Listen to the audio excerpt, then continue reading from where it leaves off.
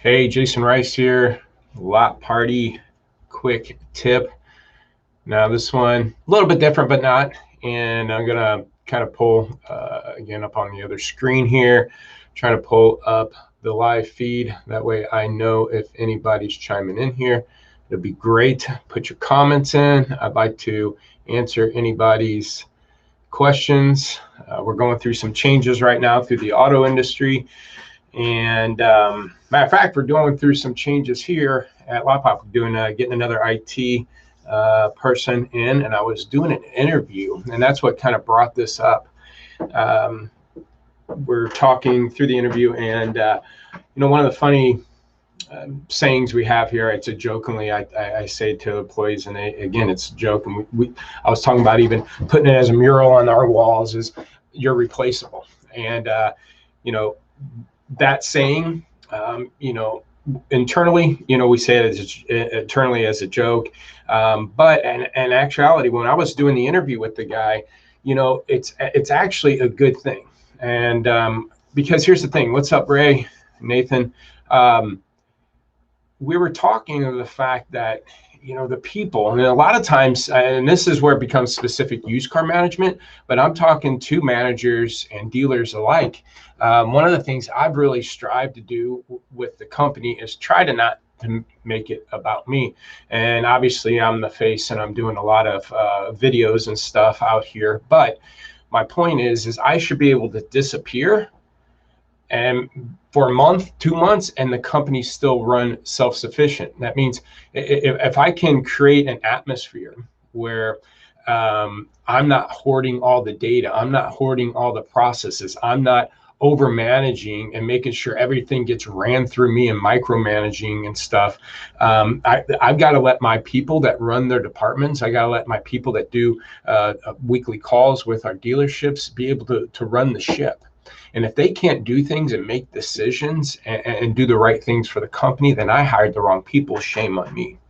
And so as a used car manager, sometimes, if you go away for a vacation for a week or two, matter of fact, Steve from one of our dealerships, I sent him an email and it was the wrong numbers or wrong information in that email. And he emailed me back and said, dude, I just got back on vacation. You gave me a heart attack.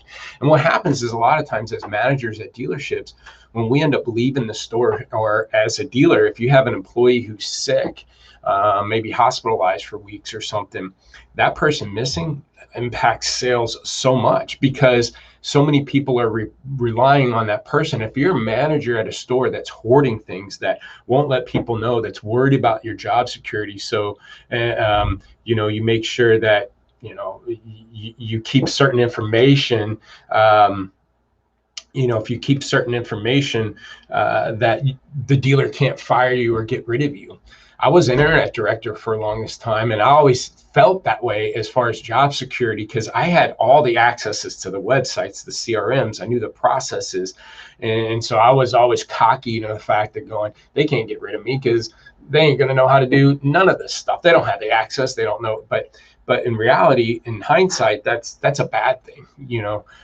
As a manager, as a team leader, as a owner, as a manager, you shouldn't be worried about that. You should be able to position that dealership, that department, that company to be able to be self-sufficient. Because if not, if something, God forbid, happens to me tomorrow, I believe the company will still be able to continue and go strong. And if I'm a used car manager and I leave for a week on vacation, I shouldn't have to sweat it. I should be able to come back and nothing was missed. That doesn't make you non-valuable to the dealership. That makes you actually more valuable because you've put in place and processes in place that make your dealership successful. You become more valuable. Everybody on my team, again, we're switching IT people, and the person that's working at the department now has been great and was a blessing, and now we're transitioning, but that person also understands his value in the communication of what we're going to do with that transition. And that's how this talk came up. Again, internally we talk about, hey, you're replaceable as a joke, hey, but that's actually a good thing. If there's processes put in place as a business owner, as a dealer, as a manager, there's processes put in place that you're staying on top of, that you create it and distribute it to other people to manage. But yet it's your creation and those things that you've been able to tweak, and you can step away for a week, 2 weeks, a month, and things aren't being impacted. That becomes, you become more valuable in my eyes to the company, because you're now a team player and not somebody who's being selfish, hoarding things and so forth. And Jim chimed in, yeah, I did the right, I hired the right person with Pam. I mean, again, our team, if you take a look at our team, we got 9 people that do phone calls and stuff with our dealerships, and that's a 30-year average experience there.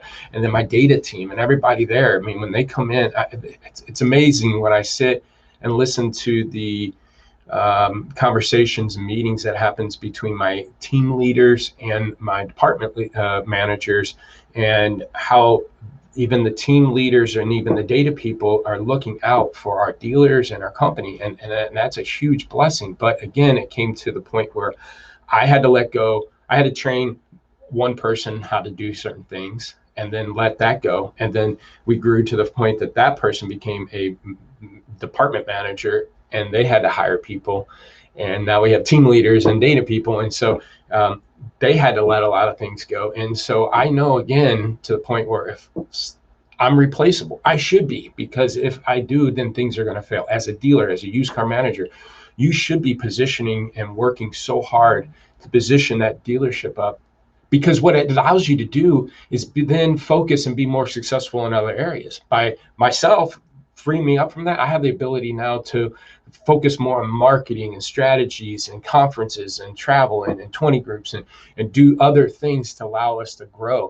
If I was so tied up in all these things that really I'm trying to hoard and not give up because I want control of my company or my department or whatever, it doesn't allow me to grow. And same as a used car manager, if you can allocate and push things as far as turnaround time or auctions and bidding and transportation and appraisals and service drive, all those things that you're doing as a used car manager or inventory manager or desk manager, if you can streamline that, and that allows you to be more efficient in other areas to help your dealership grow. And so again, I just did an interview the other day. I thought it would be a good topic. And the other thing that gonna turn a 180 here, and let's start talking about the industry right now. And one of the things I wanted to bring up is like auctions. And I was on one of my dealers' calls yesterday, and we started talking about acquisition and buying cars and the struggle that everybody's having right now. And with the fact it was a couple months ago, we've always preached to dealers, expand your wings when it comes to trying to bid and buy cars. Don't just look at a couple auctions, look at dozens of auctions to be able to find cars that you need to buy, dollars that you need to buy them for. Now, and that worked, and that allowed dealerships to buy cars, transport them and everything. But now that's becoming an issue because of transportation. Days and weeks. Not only transport companies have to deal with people being out on COVID and or sick, but there's regulations now that only allow them to drive a certain amount of hours a day. I believe it's like 8 hours a day, so they can't drive for 12 hours and make a trip a lot quicker. But a 12-hour trip becomes a day and a half now. But also, again, we've had some insight.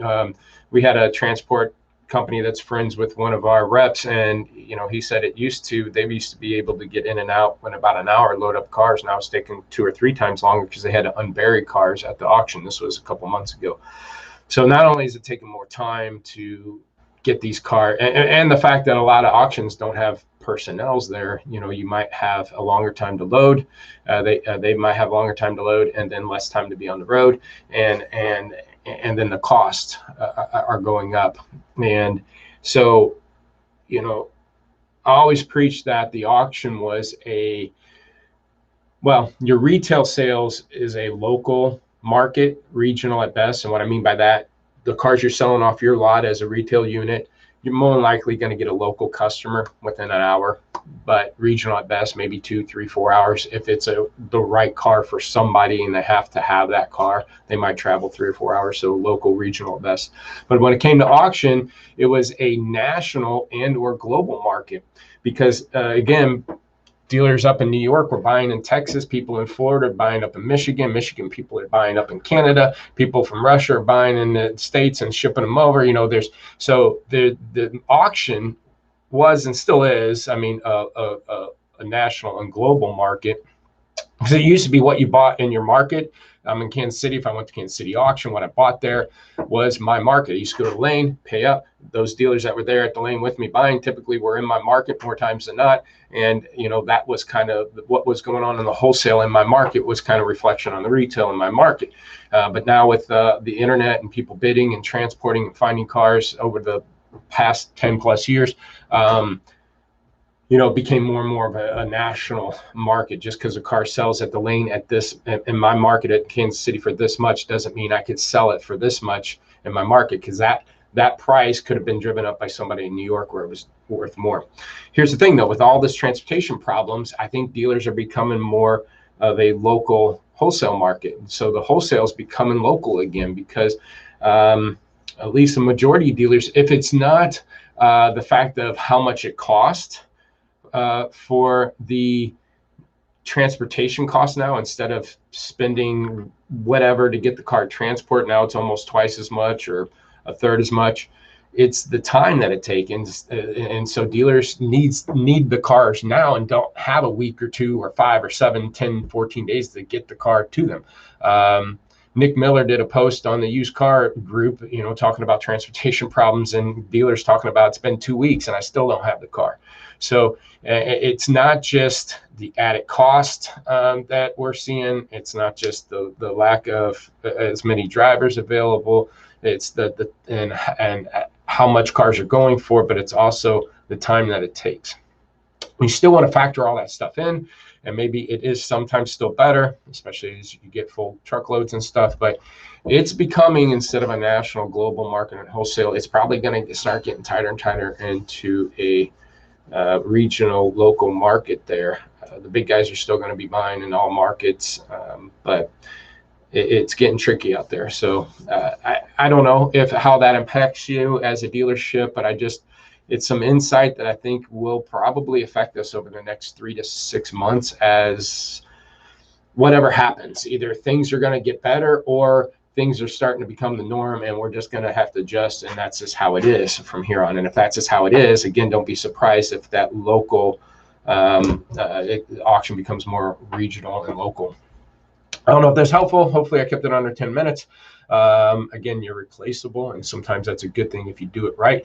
And give me a call or email if you need anything. We're starting to add some auction data into our tool. Matter of fact, and we're looking at 60-day depreciation ratios. We can actually forecast the percentage of depreciation cars are taking through MMR data. So we're going to be able to react to that auction data faster when it comes to pricing decisions and stuff. So in our stocking tool, we're getting a little bit of run list going and stuff. Again, we're not here to replace any other tools. It's just to be able to show if there's some available, use those tools to then go after them. But we want to make sure that dealers, we're kind of that added layer to your inventory management tool. We're looking at your lot as a whole, hence the name Lot Pop. So if you want some help, some added layer to your inventory management tool you're already using, but a deeper dive into some of the data and trends and things that we're looking at, go to www.lotpop.com. Check it out. If you want some first 30 wristbands, just go to lotpop.com. There's a first 30 link there.